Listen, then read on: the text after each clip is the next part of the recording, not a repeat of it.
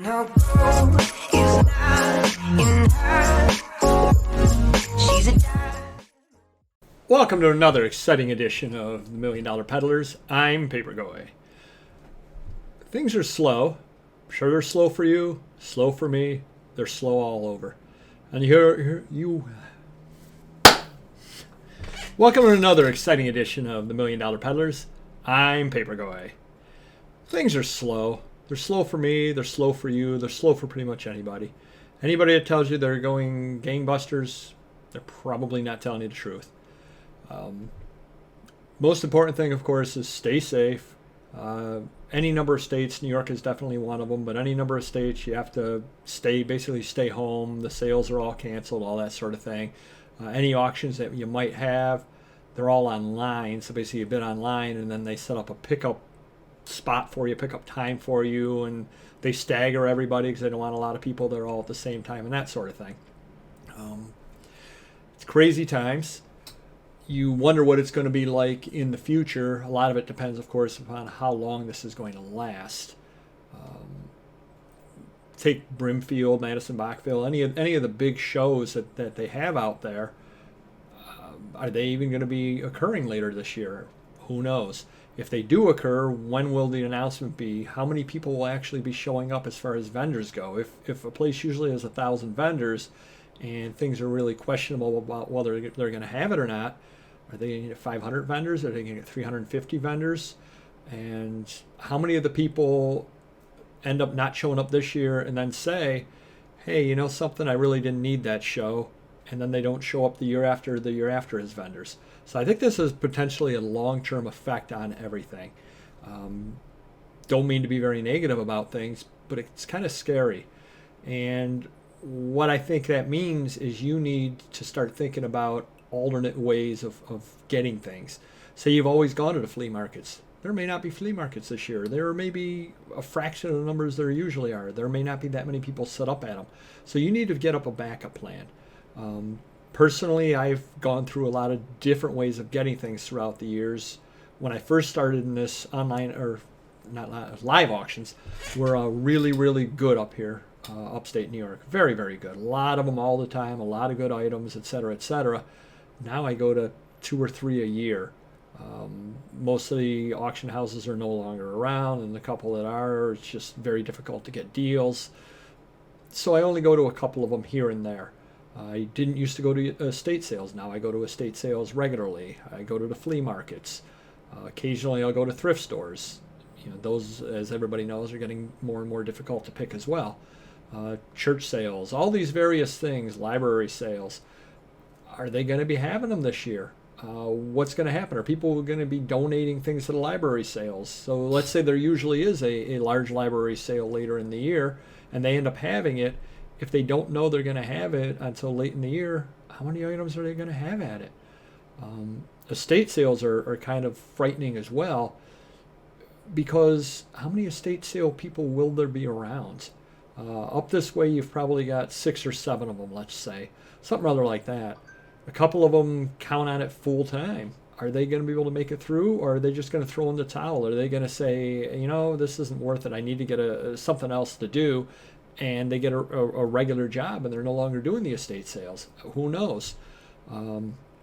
I do know that auctions, or my feeling is that auctions, when you finally can begin to go to them locally, I think the prices are going to be really high. And the reason why is you've got a lot of people who just love to buy things. There are a lot of people doing the buying, selling, the flipping that are into it more as a hobby, and they do have money, whether they're older and retired and they have money, they've got a regular job and they've got money, whatever it is, they need inventory. That's why prices always tend to go a little bit higher right at the beginning of spring, because people like to stock up. Well, they're not able to do so. They can't stock up in February, March, April like they usually do. And if they do have any kind of income coming in, they're not spending it on vacations. They're not spending it on inventory because they can't buy anything. They're not spending it, very much of it, going out to eat because the restaurants are closed in many, many states. They're not going to the mall to buy things. I don't think you can buy a car right now in most of these states. So they've got money accumulating, hopefully, and they're looking to spend it. So I think the first auction will be very, very high price. I'm not expecting to buy very much at the first one of those that comes out because I think people will be spending stupid money on stuff. Then you get the other side. What about the estate sales? That's going to be a big question.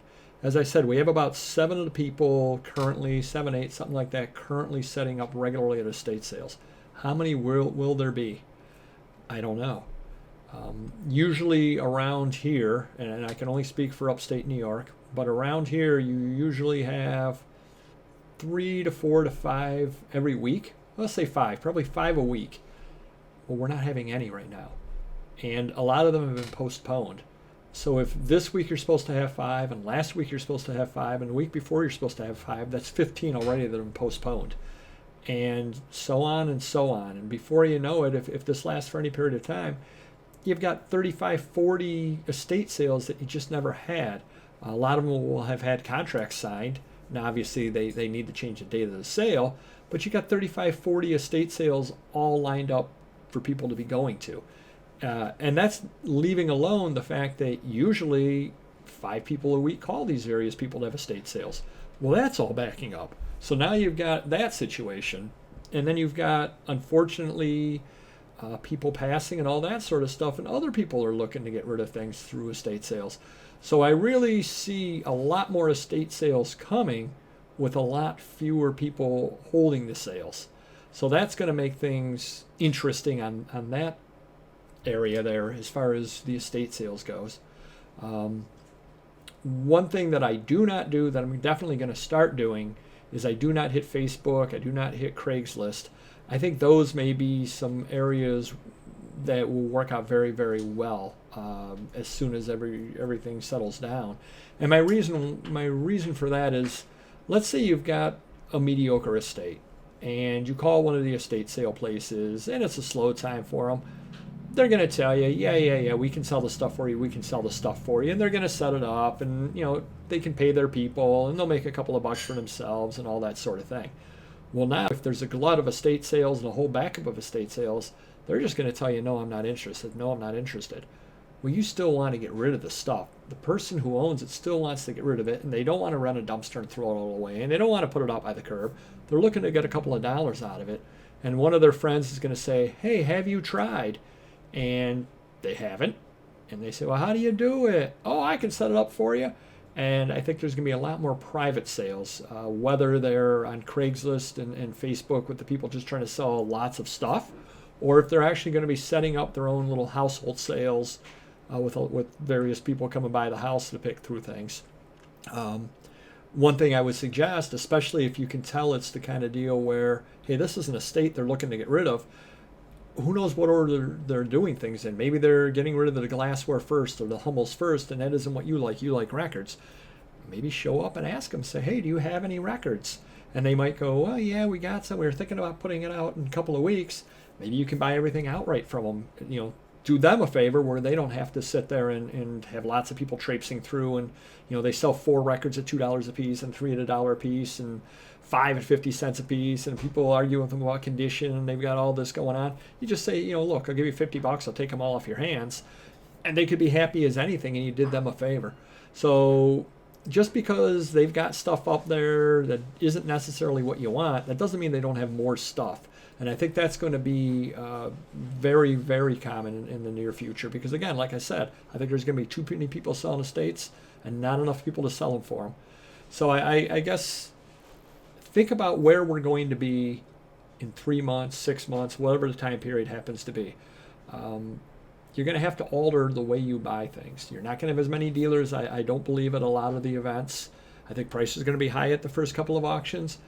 I think prices will be reasonable at estate sales. Maybe not the first weekend, but after that, only because there's going to be so many of them and people can't go out to every single one out there. There are going to be definitely be some diamonds there in the rough. So sit back, look in your area. You know your area. You know if there are a lot of church sales. Maybe there's always been a bazaar that you go to, May 1st that's always great. Are they going to even have it this year? If they do have it, are they changing it to July 1st? Is it just going to be a year where you skip it? Who knows? For instance, there's the Rochester Bottle Show that I like to go to. And it's not just bottles, it has a lot of paper. I've not really checked recently to see if it's going to be held or not, but I suspect they probably will cancel it because it's in about 3 weeks. I hope not. I hope they have it, or I hope they do reschedule it, but who knows? I mean, it's difficult for everybody, and that's leaving out some of the major shows. San Diego Comic-Con. Currently it's on. Will it be on? The National Baseball Card Show. Currently it's on. Will it be on? How many people have flights set up? How many people have hotels set up? How many people have things all set up for it? It's not going to be so easy. Let's just say Comic-Con. It's not going to be easy to change it 2 weeks later than it already is, or a month later than it already is. It's just not going to be. But they're also not going to want to cancel it because that's an insane amount of refunds they're giving and all that sort of thing. How many of these festivals are going to go bankrupt? I hate to say it, but are going to go bankrupt because of things like this. It's a year with no revenues potentially for some of them. It's going to be a very different landscape on the other side of the situation we're at now. Just consider that. Look around. Be very nimble. Be prepared. Accumulate as much cash as you possibly can. Ask around. Talk to people. You're going to end up finding deals. People will have things to sell. People always have things to sell. Accumulate your cash now and wait to come out on the other side. But don't expect it to be the way it was before all of this started.